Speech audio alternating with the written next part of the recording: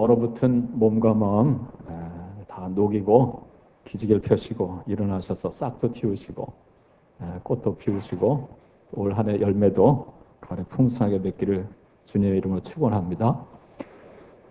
어떤 총각이 있었는데 드디어 좋아하는 여자가 생겼습니다. 근데 용기가 없어서 만나자 하는 이야기는 못하고 매일같이 편지를 썼대요. 매일같이 편지를 썼습니다. 오랜 날들이 지났습니다. 자, 드디어 그 여인이 결혼을 하게 되었어요. 그런데 여인이 결혼하게 된 사람은 매일같이 연애 편지를 보낸 총각이 아니라 매일같이 그 편지를 전달해 준 우체부라고 합니다. 예. 자, 무엇을 말해줄까? 우리 신앙생활 한번 적용해 보면, 자, 내가 하나님 앞에 기도만 합니다. 내 할 말만 다 하고 하나님의 음성에 한번 귀 기울이지 않고 한번 하나님과 만남도 없이 그냥 내 할 말만 다 하고 하는 이런 신앙생활. 자, 무슨 열매가 있을까 하는 것이죠. 그래서 건강한 열매 맺는 신앙생활을 하려면 기도 생활과 말씀 생활이 함께 균형 있게 가야 합니다. 작년 제가 사순절 지나면서 성경 천독 우리 함께 해봅시다 그랬어요. 한 사람이 천독은 어렵지만 한 사람이 1년에 한 번씩만 읽으면 1000명만 참여하면 천독이 되는 거 아니겠어요? 조금 더 읽을 수 있는 사람은 2번, 3번, 4번 읽고 어려운 사람은 꼭 한 번이라도 읽자. 천독하자라고 했는데 그리고 제가 그 천독 확인할 수 있는 표를 여자 화장실 입구에다 붙여놨어요. 그래서 그랬는지 작년 한 해 결실을 보니까 300명을 못 넘었어요. 그래서 일부 예배 때 얘기하고 났더니 목사님 몰라서 못 썼어요. 그러시더라고요. 제가 부족했던 거죠. 끊임없이 독려하고 확인하고 기록하게 했어야 되는데 그래서 올해 또 사순절 지나면서 작년에 못 이룬 거 올해 채워보자. 그래서 작년 한 234명 정도 이렇게 썼는데 자, 작년에 나 썼는데 기록 못했습니다고 오늘 쓰지 마시고 자, 올해부터 그 나머지 이어서부터 천도까지 채워가면 좋겠습니다. 할렐루야.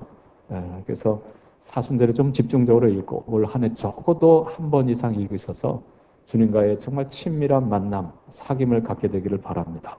자, 그래서 정말 하나님과의 만남, 날마다 하나님과 교제하는 복된 우리의 신앙생활 되시기를 축복합니다. 자, 그래서 오늘은 하나님의 말씀에 대해서 좀 살펴보려고 합니다. 하나님의 말씀. 자, 오늘 히브리서 4장 12절은 말하죠. 하나님의 말씀은 살아있다라고 하는 것입니다. 자, 함께 따라하겠습니다. 살아있는 하나님의 말씀.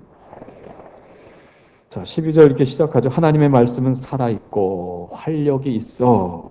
이렇게 시작됩니다. 영어 성경에 보니까 이렇게 번역을 했어요. Living and active 그랬습니다. 하나님의 말씀이 살아있는 정도가 아니라 어떻다고요? 액티브하다 그랬어요. 액티브. 사람이 아주 활동적인 사람을 두고 액티브하다 그러죠. 근데 성경 말씀이 living, 살아있고요. 있는 정도가 아니라 아주 액티브하다라고 하는 거예요. 여러분 잘 생각해 보세요. 하나님의 말씀 성경, 이 문자입니다. 문자. 그것도 아주 오래전에 기록된 문자입니다. 창세기가 제일 먼저 쓰여졌는데 4500년 전쯤 모세라고 하는 사람이 출애굽해서 광야 여정 중에 기록한 말씀입니다. 그것도 양피지에다가. 제일 마지막에 쓰여진 성경 요한계시록 보면 그것도 2000년 전쯤 사도 요한이 성령의 감동하심 받고 기록한 성경 파피루스에 기록을 했습니다. 자, 오래전 수천 년 전에 기록된 이 문자가 오늘 성경은 뭐라고 말씀하고 있습니까? 하나님의 말씀은 살아있다라고 하는 거예요. 자, 무슨 뜻일까요? 자, 하나님의 말씀 비록 오래전 문자이지만 어쩜 보면 죽은 문자인 것 같지만 꿈틀거리지 좀 가만히 박혀있는 문자지만 이 말씀에 능력이 있다라고 하는 것입니다. 할렐루야. 역사하는 힘이 있다라고 하는 것이죠. 자, 그런 의미에서 하나님 말씀은 살았고 활력, 운동력이 있다라고 하는 거예요. 자, 그런데 또 한 가지 생각할 것은 뭐냐면 하나님의 말씀 살아있다. 이것은 말씀이신 하나님이신 예수 그리스도를 우리가 생각할 수 있습니다. 베드로 전서 1장 23절에 보면 이런 말씀이 기록되어 있습니다. 너희가 거듭난 것은 썩어질 씨로 된 것이 아니요 썩지 아니할 씨로 된 것이니 이는 항상 있고 살아있고 항상 있는 하나님의 말씀으로 되었느니라 그랬어요. 자, 우리가 거듭난 것 한번 돌아보자라고 하는 것이죠. 이게 썩어질 씨로 된 것이 아니라 썩지 아니할 씨로 된 것이다. 자, 썩지 아니할 씨 그것이 무엇이라고요? 살아있고 항상 있는 하나님의 말씀이다 그랬어요. 여러분 썩지 아니할 씨 우리가 거듭나게 된 것, 자 무엇으로 인함입니까? 하나님의 말씀을 인한 것이고 예수 그리스도를 인한 것이죠. 여러분 요한복음 1장 1절은 말하는 태초에 말씀이 계십니다. 이 말씀이 하나님과 함께 계셨으니 이 말씀은 곧 하나님이시니라 그랬어요. 말씀이 육신이 되어 우리 가운데 찾아오셨다 그랬죠. 우리가 그 영광을 보니 아버지의 독생자의 영광이다 그랬습니다. 여기 요한이 말하는 이 말씀 누구이죠? 하나님의 독생자 예수 그리스도입니다. 곧 우리가 거듭나게 된 것은요 말씀이신 예수 그리스도로 인한 것이다라고 하는 것이죠. 예수 그리스도는 살아계십니다. 사람들은 그를 죽였지만 하나님 그를 다시 살리셨고 지금도 하나님 보좌 우편에서 우리를 위해서 중보하시는 예수 그리스도 하나님의 아들 살아있는 말씀이죠. 할렐루야. 자, 그래서 우리가 매일매일 하나님의 말씀을 읽을 때 죽은 문자인 것 같지만 살아서 역사하는 그 말씀 지금도 살아계셔서 일하시는 우리 예수 그리스도 자, 그분이 우리에게 주시는 그 놀라운 유익, 은혜에 대해서 이 시간 함께 나누고자 합니다. 첫째, 하나님의 살아있는 말씀은 우리를 감찰하신다. 성경은 이야기해주고 있습니다. 함께 따라하겠습니다. 감찰하는 말씀. 감찰하는 말씀. 이런 감찰. 자, 무슨 뜻입니까? 세밀하게 살피는 것을 감찰한다 그러죠. 어느 조직이나 감사부가 있어요. 감찰하는 부서가 있습니다. 뜨면 무섭습니다. 그죠? 나의 무슨 허점을 찾을까 발견할까. 자, 근데 하나님의 말씀이 우리를 감찰한다라고 하는 것입니다. 여러분, 우리는 아침 저녁으로 세수하면서 무엇을 봅니까? 거울을 봅니다. 왜 거울을 볼까요? 내 얼굴, 내 외모를 바르게 하고 깨끗이 하고 정돈하고 아름답게 하기 위해서죠. 아침 저녁만 보는 게 아니라 틈틈이 거울을 봅니다. 특별히 예뻐지고 싶은 사람일수록 자주 거울을 봅니다. 자, 거울을 통해서 나의 겉을 아름답게 가꿀 수 있어요. 자, 근데 어느 날 내 몸에 이상이 발견됩니다. 자, 이 몸에 이상이 발견됐을 때 거울로 확인이 됩니까? 안 됩니까? 거울은 우리의 속을 들여다볼 수가 없어요. 자, 그래서 우리가 어디를 찾아가죠? 병원을 찾아갑니다. 무엇을 찍습니까? 엑스레이를 찍고 엑스레이로 발견되지 않으면 초음파를 찍고 CT를 촬영하고 MRI를 촬영합니다. 지난 주간에 제가 한 가정을 신방했는데 아이가 너무 일찍 태어났어요. 26주. 한국에서 이렇게 일찍 태어난 아이가 거의 없다라 그래요. 375g 태어났는데. 태어났는데 이 아이가 장에 천공이 생겼대요. 그래서 개복을 해서 수술을 했더라고요. 그 천공을 어떻게 발견했느냐? MRI 촬영으로 발견했다는 거예요. 근데 아이의 장이요 볼펜 심보다도 가늘대요. 근데 거기에 있는 천공을 발견했다는 거예요. MRI가 얼마나 세밀한 거예요. 근데 MRI로도 확인이 불분명하면 의사가 뭐라고 말하죠? 한번 열어봐야 되겠습니다 그러잖아요. 그래서 메스로다가 배를 가르죠. 그리고 열어서 살펴봅니다. 하나님의 말씀이 꼭 이와 같다라고 하는 거예요. 하나님의 말씀이 거울과도 같고 MRI와도 같고 그리고 하나님의 말씀은 수술용 메스와 같다라고 하는 거예요. 자, 우리의 안을 다 안과 밖을 다 살펴주는 살아있는 말씀이다라고 하는 것입니다. 그럼 성경을 조금 뒤로 넘겨서 요한계시록 19장 11절 이하를 한번 보세요. 신약성경 419쪽 요한계시록 19장 11절 이하입니다. 히브리서 말씀은 그대로 꽂아두시고, 자, 거기 11절 보면 또 내가 그랬어요. 나는 누굴까? 요한이죠. 자, 요한이 하늘이 열린 것을 보니 지금 성령의 이끌리심을 받아서 보는 환상을 보는 거예요. 자, 보라, 백마와 그것을 탄 자가 있으니 그의 이름은 뭐라고요? 충신과 진실이라. 그가 공의로 심판하며 싸우더라 그랬습니다. 자, 환상 중에 보는데 백마를 타고 있는 분이 계시더라라고 하는 거예요. 자, 그가 공의로 심판하고 영적 전쟁을 한다라고 하는 것이죠. 자, 12절 계속해서 그에 대해서 이야기합니다. 그 눈은 불꽃 같고 그 머리에는 많은 관들이 있고 또 이름 쓴 것 하나가 있으니 자기밖에 아는 자가 없고 또 그가 피 뿌린 옷을 입었는데 그의 이름은 뭐라 그랬습니까? 하나님의 말씀이라 칭하더라. 하늘에 있는 군대들이 희고 깨끗한 세마포 옷을 입고 백마를 타고 그를 따르더라. 자, 15절 말씀. 자, 같이 읽어볼까? 15절. 그의 입에서 예리한 검이 나오니 그것으로 만국을 치겠고 친히 그들을 철장으로 다스리며 또 친히 하나님 곧 전능하신 이의 맹렬한 진노에 포도주 틀을 밟겠고 16절. 그 옷과 그 다리에 이름을 쓴 것이 있으니 만왕의 왕이요 만주의 주라 하였더라. 아멘. 여러분, 여기 중요한 말씀이 있습니다. 장차 백마를 타고 오시는 분이 계실 거다라고 하는 거예요. 자, 그런데 이 백마를 타고 오시는 그분, 자, 이름이 세 가지로 이야기되고 있죠. 충신과 진실이라. 또 하나는 하나님의 말씀이라. 또 한 가지 뭐예요? 만왕의 왕이요 만주의 주라 했습니다. 자, 그러면 여러분 아시겠죠? 이분이 누군지? 누굽니까?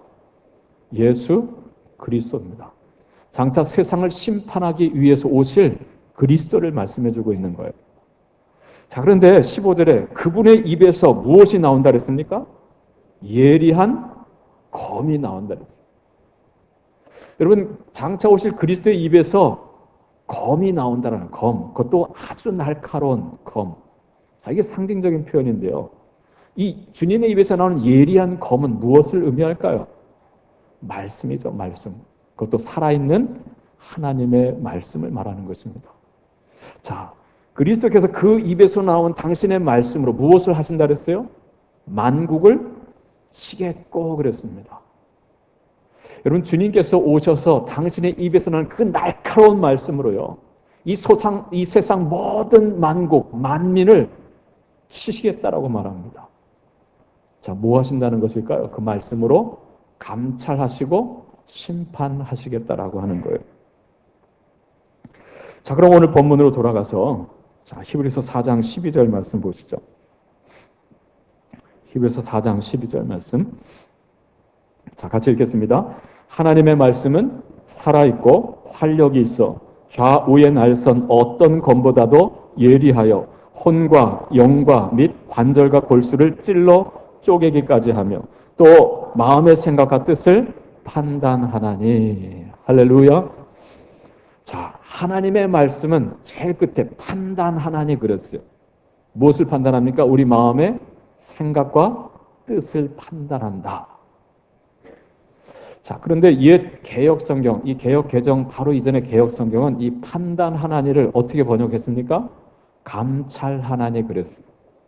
하나님의 말씀은 살아있고 활력이 있는데, 운동력이 있는데 우리 마음속 생각, 뜻 이것을 다 감찰한다 그랬습니다.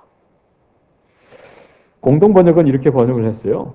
자, 하나님의 말씀이 살았고 운동력이 있어 좌우에 날선 쌍날칼, 양날칼보다도 더 예리해서 사람의 마음을 꿰뚫어 영혼과 정신을 갈라놓고 관절과 골수를 쪼개어서 그 마음속에 품은 생각과 속셈을 드러냅니다. 그렇게 번역했습니다.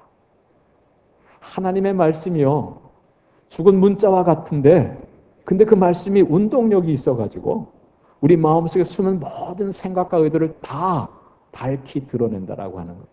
이게 감찰하는 거죠. 감찰.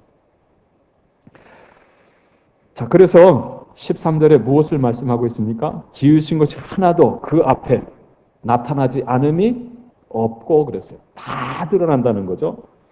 자, 그리고 드러나되 어떻게 해요? 우리의 결산을 받으실 이, 곧 심판하신 그분 앞에, 자, 어떻게 해요? 만물이 뭐와 같이요? 벌거벗은 것 같이 드러나느니라 그랬습니다. 자, 말씀 앞에 감출 게 있어요? 없어요? 다 드러난다라고 하는 거예요.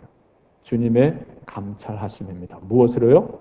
예리한 검, 말씀으로. 여러분, 복음서에 보면 예수님께서 우리들의 마음속을 다 하나하나 꿰뚫어 보시는 것을 우리 보게 되잖아요. 자, 예수님께서 한 회당에 들어가셔서 말씀을 가르치시는데 거기 한쪽 손이 마른 사람이 있었어요. 그때 그 현장에 있었던 서기관들과 바리새인들이 이런 생각을 합니다. 오늘이 안식일인데 저 예수가 저 손 마른 사람을 고쳐줄 터인데, 자, 이것으로 예수를 책잡을 조건을 짜라고 하는 거죠. 예수를 고발할 조건을 얻고자 하여 그들이 엿봤다 그랬어요. 자, 그때 예수님께서 그들의 그 마음속 생각을 아시고 중심에 아시고, 자, 주님께서 그 일을 전개하시는데 뭐라고 합니까? 그 손 마른 사람을 한가운데 세웁니다. 나오라 그러죠. 그리고 그들을 향해서 말합니다.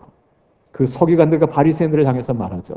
안식일에 선을 행하는 것과 악을 행하는 것, 사람을 죽이는 것과 살리는 것, 어느 것이 옳으냐라고 주님이 물으셨어요. 여러분, 주님께서 이 물음을 던지신 까닭은 무엇입니까? 그들의 마음속 생각을 다 드러내시는 거죠. 그들의 악함을 다 밝히 드러내시는 거예요. 자, 이어서 그 사람에게 네 손을 내밀라 하셨습니다. 그때 그의 손이 회복된지라 했습니다. 자, 거기 있는 사람들이 다 하나님께 영광을 돌렸다 그랬어요. 자, 우리의 마음속을 다 읽으시고 살아있는 하나님의 말씀으로 우리의 속에 품은 것들을 다 밝히 드러내시는 주님.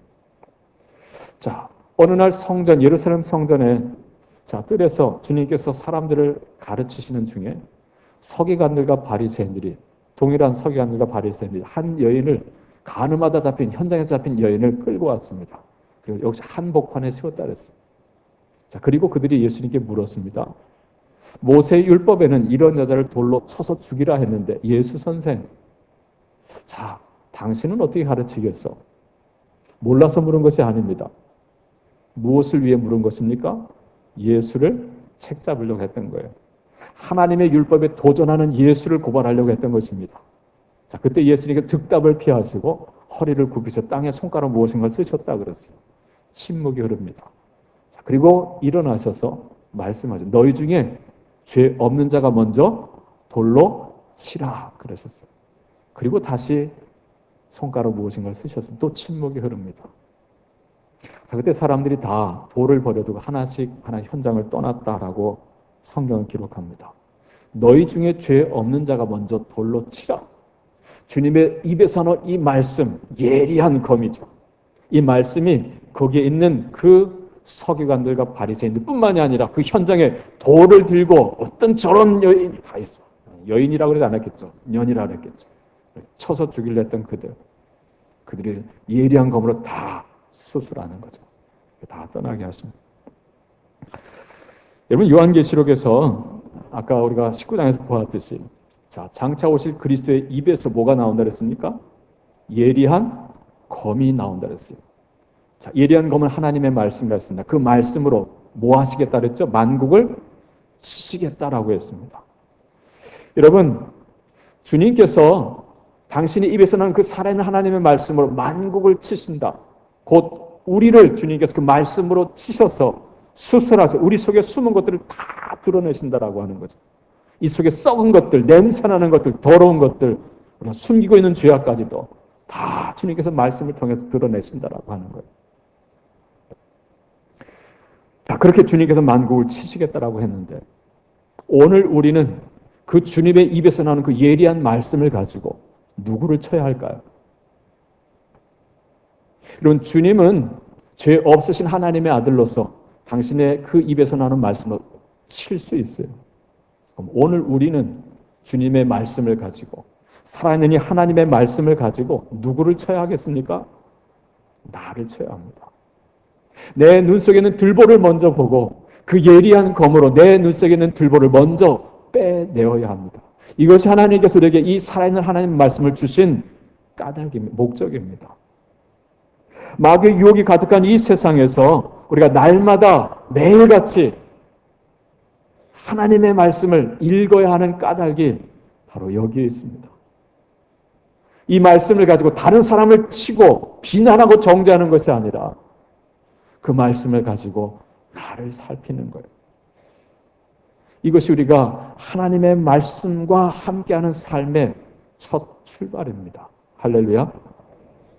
새해 이미 2달이 지났는데요. 사순절 지나면서 올 한 해 동안 매일매일 말씀을 정독하시면서 묵상하시면서 이 예리한 하나님의 말씀으로 다른 사람 치고 정죄하는 일에 바쁘지 마시고 자기 자신을 살피는 일에, 감찰하는 일에 열심하는 우리 모두가 될 수 있기를 축복합니다. 자, 두 번째 하나님의 말씀이 하는 일은 뭐냐면요, 우리를 체휼하신다라고 하는 거예요. 함께 따라서 체휼하는 말씀. 체휼하는 말씀. 하나님의 말씀이 우리를 수술하실 뿐만이 아니라, 다 드러내실 뿐만이 아니라 체휼하신다라고 하는 거예요. 여러분, 체휼이라고 하는 게 무슨 뜻입니까? 우리가 잘 쓰지 않는 말인데, 자, 휼, 긍휼히 여긴다라고 하는 거죠. 오늘 성경에서는 동정한다라고 하는 동정으로 표현을 했습니다만, 옛 번역에서는 체휼이라고 했어요. 체휼. 몸체자에 긍휼히 여길 휼자입니다. 곧 말씀이신 그리스도께서 우리의 죄를 다 드러내시는데, 주님께서 어떻게 하시느냐? 우리의 아픔을 함께 아파해 주시고 공감해 주신다라고 하는, 우리의 연약함을 체휼하신다. 그리고 이제 그 문제, 그 죄의 문제를 해결할 수 있도록 우리를 도우신다라고 하는, 이것이 바로 주님의 체휼하심입니다. 무엇으로요? 살아있는 하나님의 말씀으로. 자, 앞선 12절 13절에서 말씀 우리 안에 숨은 문제, 그 죄악들을 다 밝히 드러내 준다 그랬어요. 수술을 통해서 다 쪼개고 갈라놓고 다 드러낸다 그랬죠. 자, 그러나 그것은 우리를 부끄럽게 하고 우리를 아프게 하고 병들어 죽게 하기 위함이 아닙니다. 우리를 살리기 위함, 우리를 새롭게 하기 위함, 우리를 정결하게 거룩하게 하기 위함입니다. 의사가 수술 메스를 대는 까닭은요, 죽이려고 하는 게 아니에요. 뭐 하기 위함입니까? 살리기 위함입니다. 그리스도께서 예리한 검으로서 우리를 수술하십니다. 다 드러내십니다. 그때 아프죠? 부끄럽죠? 자, 그러나 그것은 주님께서 우리를 부르시는 거예요. 살리시기 위함이다라고 하는 것입니다. 자, 오늘 성경에 이 말씀이신 하나님이신 이 예수 그리스도는 오늘 우리에게 예리한 검이자 또한 큰 대제사장 되심을 우리에게 이야기해 주고 있습니다. 자, 14절 말씀 같이 함께 읽겠습니다. 14절 말씀. 그러므로 우리에게 큰 대제사장이 계시니 승천하시니 곧 하나님의 아들 예수시라. 우리가 믿는 도리를 굳게 잡을지어다. 아멘. 할렐루야. 구약시대에 대제사장들이 있었죠. 아론의 자손들. 자, 그들과 비교해서, 대비해서 예수님은 큰 대제사장이라 그랬어요. 큰이라는 수식을 붙였습니다. 비교가 안 된다라고 하는 거죠. 여러분, 그리스도는, 말씀이신 그리스도는 예리한 검이라 그랬어요. 여러분, 예리한 검의 사역은 무엇이라고 했습니까? 우리를 수술해서 우리 속에 숨은 죄를 다 밝히 드러내는 사역입니다. 이건 선지자의 사역이죠. 여러분, 선지자는 와서 하나님의 말씀을 증거하면서 그 백성들의 죄를 다 드러냅니다. 기분 나쁘죠? 화가 나죠? 근데 말씀으로 죄를 다 드러내. 이게 선지자의 사역, 예리한 검의 사역입니다. 자, 그런데 여러분, 제사장의 사역은 무엇입니까? 선지자도 있지만 제사장도 있잖아요. 제사장이 하는 일은 무엇입니까? 제사장은 백성들의 죄를 짊어지고 지성소에 들어가서 피를 뿌림으로써 하나님 앞에 속죄의 제사를 드리는 게 제사장입니다. 오늘 성경은 말씀해요. 그리스도께서, 말씀이신 그리스도께서 예리한 검이시자 또한 우리에게 있는 큰 대제사장이 되신다는 것. 무엇을 말씀합니까? 주님, 우리의 죄를 다 드러내서 우리를 부끄럽게 하고 죄로 말미암아 죽게 하는 것이 아니라 그 죄를 깨닫게 하시고 그 죄를 고백하게 하심을 통해서 우리를 살리시고자 한다라고 하는 거예요. 속량하시는 것이죠. 우리의 큰 대제사장이 되신다는, 해마다 짐승을 잡아 죽일 필요가 없이 십자가 위에서 단번에 죽으심으로 영원한 완전한 속죄를 이루신 분이 바로 예수 그리스도다라고 하는 것을 이어지는 5장부터 마지막 부분까지 이야기해 주고 있습니다. 자, 이에 오늘 본문 15절은 이야기하죠. 자, 15절 말씀 보세요. 같이 읽겠습니다. 우리에게 있는 대제사장은 우리의 연약함을 동정하지 못하실 리가 아니요 모든 일에 우리와 똑같이 시험을 받으신 이로되 죄는 없으시니라. 할렐루야. 자, 여기 동정하지 못하실 리가 아니다. 무엇을? 우리의 연약함을. 자, 아까 말씀드린 옛 개역에서는 우리의 연약함을 체휼하지 아니하는 자가 아니요 그랬어요. 누가요? 우리에게 있는 대제사장, 말씀이신 그리스도가. 자, 그럼 그분은 우리의 연약함을 체휼하시는 분이라는 거예요? 체휼하지 못하시는 분이라는 거예요? 체휼하신다라고 하는 거예요. 그것도 강한 긍정입니다. 거듭 부정하는 것은 체휼하는 자가, 체휼하지 아니하는 자가 아니요 한 것은요, 강한 긍정, 우리의 연약함을 체휼하시는 분이다라고 하는 거죠. 무엇을 말씀합니까? 우리의 아픔을 아신다라고 하는 거예요. 일단 우리가 회개할 때 우리가 그 죄로 말미암아 애통해하는 그 아픔을 주님께서 아신다라고 하는 것입니다. 또한 주님은 그 아픔을 알아주실 뿐만이 아니라 그 죄를 대신 짊어지시는 분이다라고 하는 거죠. 그래서 그 죄의 문제를 해결해 주시는 분이다. 바로 이것이 주님의 체휼하심의 은혜입니다. 여러분, 예수님께서 마태복음 11장 28절에 말씀하신 것 무엇입니까? 수고하고 무거운 짐진 자들아 다 내게로 오라. 내가 너희를 쉬게 하리라 그러셨어요. 수고하고 무거운 짐진 자들아 다 내게로, 내가 너희를 쉬게 하리라. 오늘 여러분 어떠한 짐을 안고 주님 앞에 나오셨습니까? 우리가 지고 가는 많은 인생의 짐이 있습니다. 누군 가난의 짐을 집니다. 하루아침에 갑자기 어려움을 겪어요. 어떤 분은 질병이라고 하는 짐을 지고 살아갑니다. 어떤 사람은 관계가 깨어져서 그 때문에 아파합니다. 인간의 수많은 고난의 짐이 있어요. 가장 무거운 짐이 무엇입니까? 죄의 짐이라고 하는 거죠. 자, 그런데 주님께서 수고하고 무거운 짐진 자들아 다 내게로 오라는, 내가 너에게 쉼을 주시겠다라고 말씀합니다. 어떻게 해요? 체휼하심을 통해서.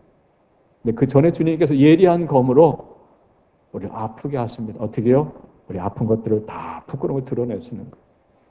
그러나 그 죄를 주님께서 대신 짊어지시고 십자가에서 우리의 모든 질고를 지심으로 말미암아 우리에게 이 놀라운 쉼, 안식, 자유함, 이 평강, 이 세상에 줄 수도 없고 알 수도 없고 빼앗을 수도 없는 그것을 주님께서 우리에게 주신다라고 하는 것입니다.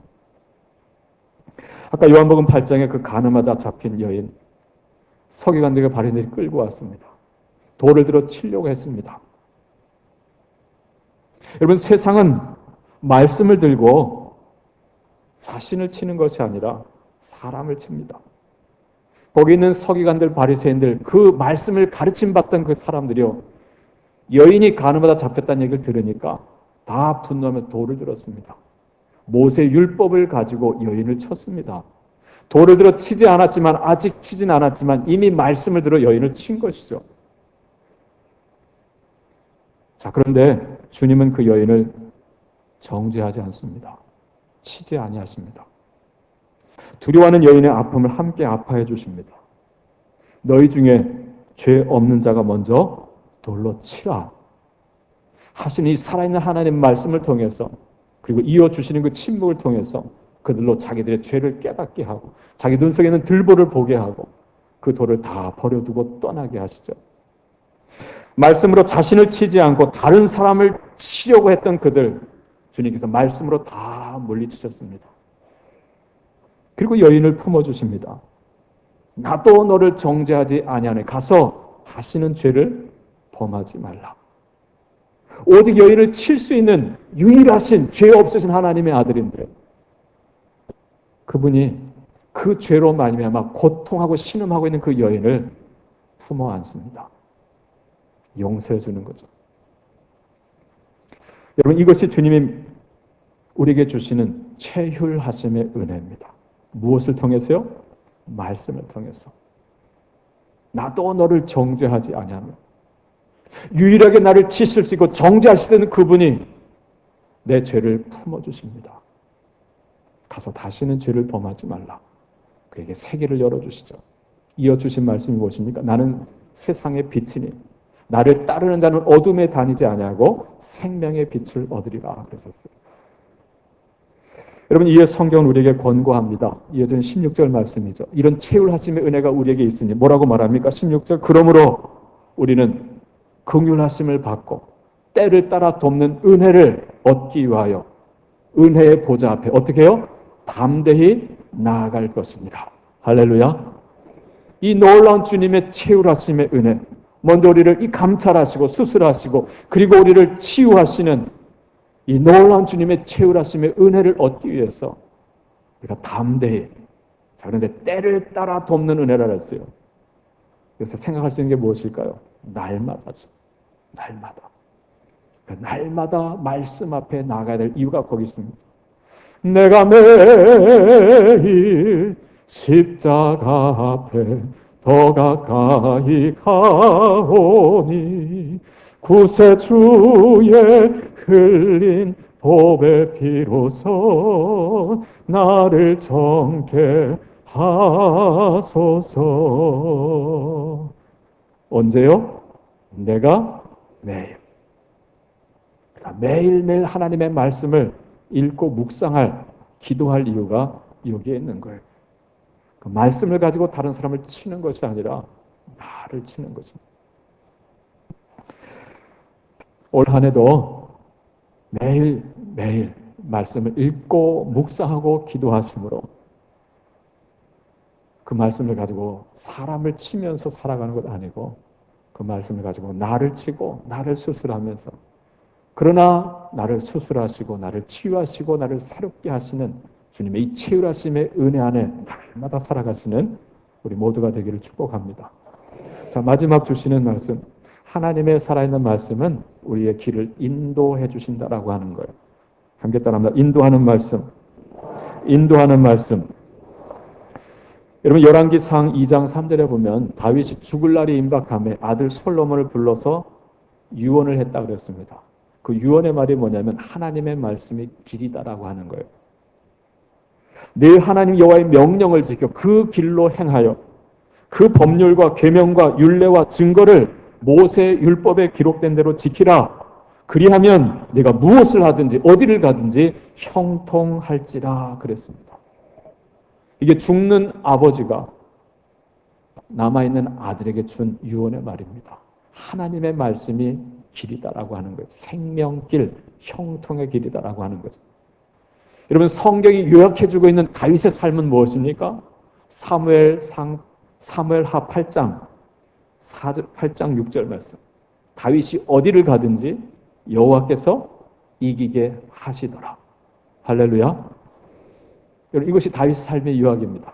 다윗이 어디를 가든지 여호와께서 이기게 하셨다. 여러분, 이것이 어떻게 가능합니까? 어떻게 날마다 무엇을 하든지 어디를 가든지 항상 승리할 수 있을까요? 그 까닭은요, 다윗은 다른 길을 가지 않았습니다. 어떤 길을 갔습니까?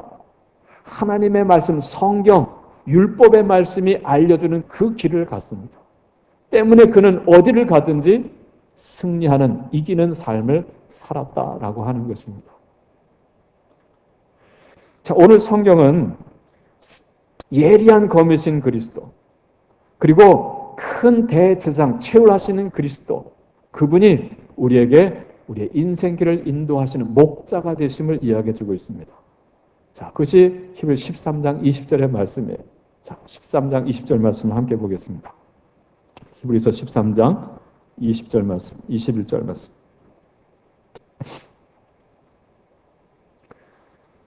예리한 검, 또 큰 대제사장.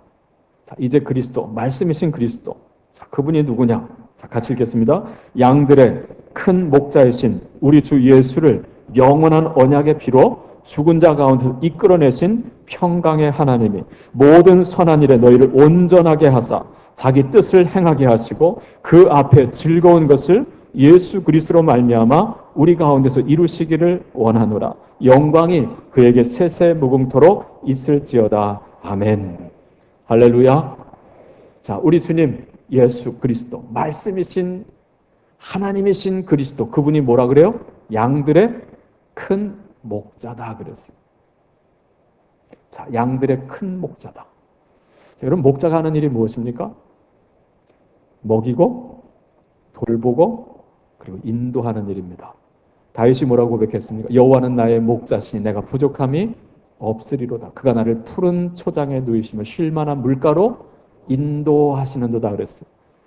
자기 이름을 위하여 의의 길로 인도하시는도다 그랬습니다.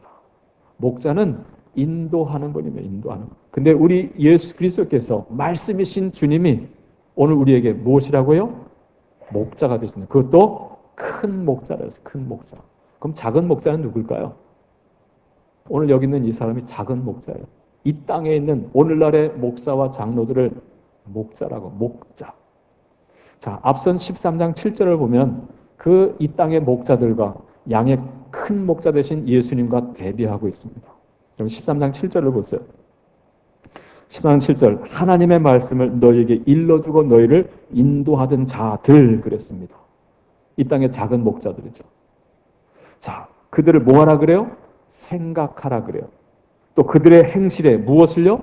결말을 주의하여 보고 그리고 나서 그들의 믿음을 본받으라 그랬습니다. 여러분, 무엇을 생각하게 됩니까? 제가 여러분에게 하나님의 말씀을 일러주고 있죠. 그 여러분을 지금 제가 인도하고 있습니다. 제가 여러분을 인도하는 광성교회 담임 목사예요. 목자입니다. 자, 그런데 그냥 본받지 말라 그래요. 생각해 보라 그래요. 저 남목사가 제대로 하는지. 저뿐만이 아니라 저희 교회에 세우신 우리 목사님들, 장로님들이 제대로 하는지 생각해 보라는 거예요. 생각하되 무엇을 생각? 그들의 행실에 무엇을 보라 그래요? 결말을 보래요. 결말. 과정과 끝을 보는 거예요. 그리고 나서 그들의 믿음, 그들의 삶을 본받으라라고 하는 거예요. 왜 이런 말씀을 했을까요? 이 땅의 목자들은 부족합니다. 실수가 있어요. 흠결이 있어요. 변질될 수 있다라고 하는 거예요. 오늘 제가 여러분 앞에 좀 잘하는 것 같아도 어느 날 한순간 변질될 수 있다라고 하는 거죠. 그래서 그들의 끝을 보고 그리고 그들의 믿음을 본받으라라고 하는 거예요. 자, 그렇다면 이 땅의 이 작은 목자들과 대비해서 양들의 큰 목자가 되신 우리 주님 예수 그리스도, 그분은 어떤 분일까요? 흠결이 없는, 죄가 없으신 완전하신 하나님의 아들. 자, 그래서 이어지는 그 21절 말씀 무엇을 이야기합니까? 자, 그 예수를 내어주신 분이, 자, 언약의 피로 죽은 자 가운데 이끌어내신 평강의 하나님이라 했어요. 자, 예수 그리스도가 우리 가운데 오셨죠. 우리를 죽으셨고 부활하십니다. 그를 다시 살리신 그 평강의 하나님께서 그 예수 그리스도를 통해서 말씀이신 목자가 되신 그리스도를 통해서 모든 선한 일에 우리를 어떻게 하신다 그래요? 온전하게 하신다. 그래서 당신의 뜻을 행하게 하시고 당신 앞에 즐거운 것을 그 예수 말씀이신 그리스도 목자 된 그리스도로 말미암아 어떻게 해요? 우리 가운데서 이루시기를 원한다. 무엇을 말씀합니까?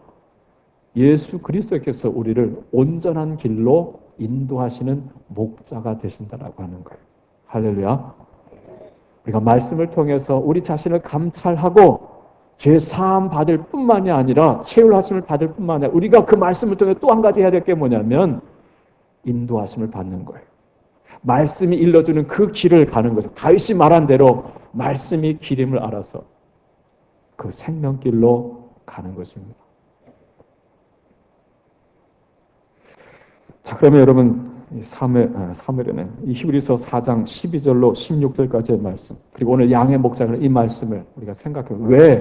왜 하나님께서는 이 히브리서 이 부분에서 하나님의 말씀에 대해서 이야기하고 있는지를 한번 생각해 보십시다. 우리가 지금 이것만 딱 떼서 보게 돼. 왜 히브리서 이 4장 12절에서 하나님의 말씀을 이야기하고 있는 것일까? 여러분, 앞선 1장, 2장 예수 그리스도는 천사보다도 우월하신 분을 이야기하고 있고 3장에서는 모세보다도 우월하신 분을 얘기하고 4장에서 여호수아보다도 우월하신 분을 이야기하고 있고요. 이어지는 5장 2에서는 대제사장보다 우월하신 예수 그리스도를 말씀하고 있어요. 근데 왜 여기서 하나님의 말씀을 이야기하느냐? 문맥이 무엇입니까? 여러분 바로 그 앞선 말씀 11절 보세요. 자, 무엇을 말씀하죠? 그러므로 우리가 저 안식에 들어가기를 뭐 할지니? 힘쓸지니 그랬어요. 이는 누구든지 저 순종하지 아니하는 본에 빠지지 않게 하려 함이라 그랬어요. 저 안식 무엇입니까? 자, 모세와 여호수아를 이야기합니다. 이스라엘 백성들이 애굽은 나왔지만 가나안 땅 안식이 아직 들어가기 전 광야 생활입니다. 자, 그런데 자, 안식에 들어가기 힘쓸지니 왜? 누구든지 순종하지 아니하는 본에 빠지지 않게 하려 합니다. 이스라엘 백성들이 애굽에서 나왔지만 다 가나안 땅에 들어간 것이 아닙니다. 다 안식에 들어간 게 아니에요. 다 광야에서 믿음으로 합하지 못하고 하나님을 떠났고 불순종하고 매장된 이들이 있었습니다. 하나님을 떠난 자들이 있었죠. 자, 그 본에 빠지지 않게 하려 합니다. 자, 그러면서 이 문맥 속에서 3번 거듭 반복하는 말씀이 있습니다. 오늘 너희가 그의 음성을 듣거든 하는 시편의 말씀이에요. 여러분 3장 7절 말씀 보세요. 자, 광야 이스라엘 이야기하면서 7절에 그러므로 성령이 이르신 바와 같이 오늘 너희가 누구의 음성을 듣거든? 그의 음성을 듣거든. 거기서 너희 열조가 광야에서 시험하던 날에 거역하던 것 같이 너희 마음을 어떻게 해요? 완고하게 하지 말고. 15절에 또 한 번 반복하죠. 성경에 일렀을 때 오늘 너희가 그의 음성을 듣거든 경노하시게 하던 것 같이 너희 마음을 완고하게 하지 말라. 또 반복합니다. 4장 7절 말씀에 오랜 후에 다윗이 그래 다시 어느 날을 정하여 오늘이라고 미리 이같이 일렀습니다. 오늘 너희가 그의 음성을 듣거든 너희 마음을 완고하게 하지 말라. 왜 이 말씀을 거듭 반복한 것일까요? 오늘이라고 일컫는 동안에 너희가 하나님의 음성을 듣고 너희가 너희 마음을 살피고 그리고 체휼하심의 은혜를 받고 그 말씀 인도하는 길을 따라가서 이 땅에 매장되는 일 없이 저 안식에 들어갈 수 있게 되기를 바란다라고 하는 것입니다. 할렐루야. 여러분 오늘이라고 일컫는 동안에 그랬어요. 무엇을 말씀합니까? 하나님의 말씀을 매일매일 우리가 읽고 묵상해야 될 이유를 이야기해 주는 거예요. 13절 보세요. 3장 13절 오직 오늘이라 일컫는 동안에 매일 피차 권면하여 너희 중에 누구든지 죄의 유혹으로 완고하게 되지 않도록 하라. 우리가 시작할 때 확신한 것을 끝까지 견고히 잡고 있으면 그리스도와 함께 참예한 자가 되리라. 이런 문맥 속에서 하나님의 말씀은 살았고 운동력이 있어서 좌우의 날선 어떤 검보다도 예리하여 우리의 혼과 영과 및 관절과 고지를 찔러 쪼개기까지 하며 우리 마음속 숨은 생각 같은 걸 다 감찰하나니 한 거예요. 하나님의 말씀을 매일매일 읽고 묵상함으로 그의 음성을 들으라는 거죠. 그 음성을 듣고 사람을 치는 것이 아니라 자기 자신을 치면서 그러나 체휼하시는 새롭게 하신 하나님의 은혜를 읽고 생명길로 날마다 갈 수 있는 여러분이 되라 하시는 하나님의 말씀입니다. 올 한 해 우리에게 주어진 시간 읽을 것 볼 것 많지만 살아있는 하나님의 말씀을 매일 읽고 묵상함으로 감찰하시고 체휼하시고 인도하시는 하나님의 놀라운 은혜 안에 승리하시기를 축복합니다. 기도하겠습니다. 하나님 아버지, 우리 저 세상 애굽에서 빼내어 주셨는데 하나님, 우리가 저 안식에 들어가기까지 매일매일 하나님의 말씀을 읽고 묵상하고 기도함으로 우리를 감찰하시고 우리를 체휼하시고 우리를 인도하시는 하나님의 그 말씀의 능력, 그 은혜를 힘입는 하나님의 자녀들이 다 되게 하여 주시옵소서. 한 명의 낙오자도 없이 다 함께 저 안식에 들어갈 수 있는 주의 거룩한 백성들 가정이 되게 하여 주옵소서. 예수님의 이름으로 기도합니다. 아멘.